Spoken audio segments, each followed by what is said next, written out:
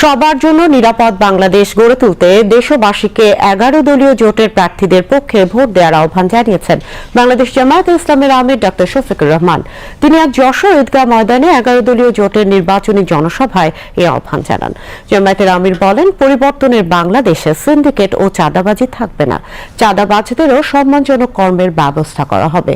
নুরুল ইসলাম খন্দকারের পাঠানো তথ্য এবং একে আজাদের পাঠানো ছবিতে বিস্তারিত ডেস্ক রিপোর্টে।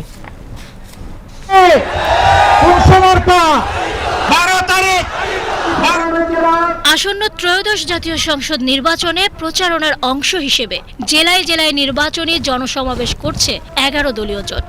এরই অংশ হিসেবে সকালে যশোর ঈদগাহ ময়দানে আয়োজিত সমাবেশে নিরাপদ বাংলাদেশ গড়তে জোটের প্রার্থীদের পক্ষে ভোট চাইলেন বাংলাদেশ জামায়াতে ইসলামীর আমির ডাক্তার শফিকুর রহমান। ভোট চাইলেন গণভোটের পক্ষেও। ইনশাআল্লাহ 12 তারিখ প্রথম ভোটটা পড়বে হ্যাঁ চিহ্নে ইনশাআল্লাহ।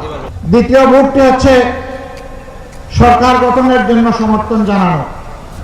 হ্যাঁ ভোট বিজয়ী যদি না হয় কোনো সরকার গঠন করে কোনো লাভ হবে না জনগণের।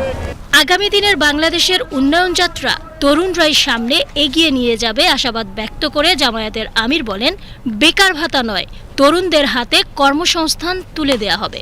যশোর শহরকে সিটি কর্পোরেশনে উন্নীত করা হবে অঙ্গীকার করেন তিনি। বলেন, রাষ্ট্র পরিচালনার দায়িত্ব পেলে ন্যায্যতা ও প্রাপ্যতার ভিত্তিতে দেশের প্রতিটি জেলার উন্নয়ন করা হবে। আপনারা কেন দাঁড়িপাল্লায় ভোট দেবেন?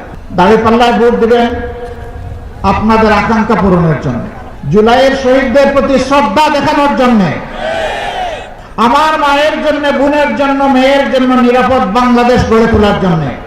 আমরা বেকারত্ব দূর করতে চাই, বাতার বদলে আমরা কাজ হাতে তুলে দিতে চাই। যুবকরা কি মন খারাপ করেছেন? দেখে হাত তুলে বলেন তো, আপনারা কি বেকার ভাতা নিতে চান? আপনারা আপনাদের দক্ষ হাত কাজের জন্য পেরেশান হয়ে খোলা রাখবেন, সে হাত আমরা ভরে দেব ইনশাআল্লাহ। ডাক্তার শফিকুর রহমান বলেন, নতুন বাংলাদেশে সিন্ডিকেট ও চাঁদাবাজি থাকবে না এবং চাঁদাবাজদেরও সম্মানজনক কর্মের ব্যবস্থা করা হবে। দাঁড়িপাল্লায় ভোট দেবেন ব্যবসায়ীদেরকে চাঁদার জ্বালা থেকে মুক্তি দেওয়ার জন্য। সিন্ডিকেট এবং চাঁদাবাজের কারণে 18 কোটি মানুষ অস্বাভাবিক দ্রব্যমূল্যের জাতাকলে পিষ্ট, সেই মানুষগুলোকে মুক্তি দেওয়ার জন্য।